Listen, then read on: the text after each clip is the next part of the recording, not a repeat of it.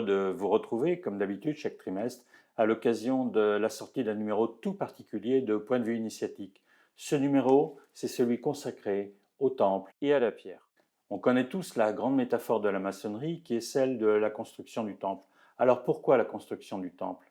Et puis on a toujours le mystère de savoir si ce temple il est d'origine humaine, d'origine terrestre ou d'origine céleste. En fait, le temple, c'est le lieu du mystère et de la rencontre, qui s'architecture à l'image du monde, mais également à l'image de l'homme. Lequel d'entre nous n'a pas eu l'expérience assez singulière d'entrer dans un temple, que ce soit un temple de la nature ou un temple élaboré par l'homme, et de se sentir dans ce lieu particulier où il se passe quelque chose mais qu'on ne sait pas décrire. Que va-t-on faire dans ce numéro? On va avoir deux entretiens que je qualifierais d'assez rares. L'entretien d'abord avec Philippe Villeneuve, l'architecte qui a reconstruit Notre-Dame. Un moment tout particulier avec cet homme. Je vous lis tout de suite quelques mots sur Eupalinos, l'architecte de Paul Valéry, qui disait qu'à force de construire, il s'était construit lui-même. À nouveau, cette métaphore du temple. Que répondait-il? J'ai souvent dit que je m'étais hâté de reconstruire la cathédrale, et il parle donc de Notre-Dame, parce qu'en la reconstruisant, je me reconstruisais moi-même. Je suis mort quand elle a brûlé, j'étais sur le parvis ce soir-là, je croyais me connaître, et pourtant je peux vous garantir que je ne connaissais pas l'homme qui allait diriger le chantier. Deuxième entretien, on va croiser Christophe Chetin. Christophe Chetin, c'est le directeur qui est en charge de la mémoire des compagnons du devoir, c'est le directeur de la maison de l'outil et de la pensée ouvrière à Troyes. Si vous n'y êtes jamais allé, allez-y, c'est un lieu où vous allez retrouver des milliers d'outils qui sont mis en situation. On a eu cet entretien dans son bureau, il y avait là, par terre, posé, une doloire, une hache traditionnelle de charpentier, qui avait servi sur le chantier de reconstruction de Notre-Dame.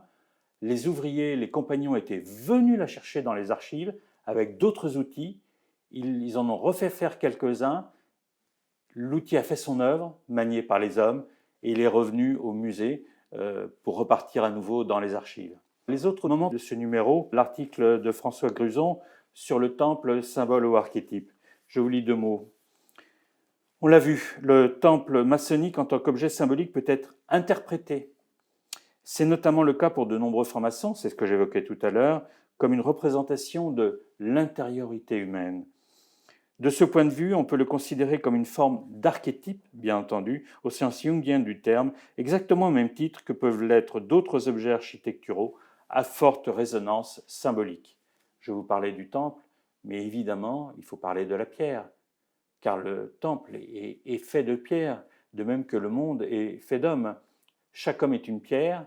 Dans la symbolique maçonnique, il arrive pierre brute, telle qu'en lui-même, et cette pierre, elle va être travaillée. Elle va être travaillée pour son propre accomplissement, mais également, elle va être travaillée pour pouvoir être insérée dans l'édifice. Un mot sur la mise en ligne des 60 ans d'archives de Point de vue initiatique. Tous les abonnés ont accès à l'ensemble du contenu des articles. Il y en a quand même 3200. Il y a 800 auteurs, près de 25 000 pages, sur un site qui, je crois, est très facile à utiliser. Alors, qu'est-ce qui est important là-dessus? Tous les sommaires, toutes les couvertures du numéro et même le moteur de recherche sont accessibles de manière publique. Le contenu des numéros lui-même est accessible aux abonnés. Dès lors que vous avez pris un abonnement, vous avez accès à l'ensemble de ces contenus. Voilà, j'étais très heureux de partager ces moments-là avec vous. Regardez, lisez, c'est absolument essentiel. Je pense que la manière d'être homme profondément au moment où ce monde s'agite tellement, au moment où le temps se raccourcit, au moment où beaucoup de choses se bousculent, c'est de prendre le temps de la tranquillité avec ce bel objet qu'est la revue Point de vue initiatique, en quelque sorte un temple lui-même. À très bientôt.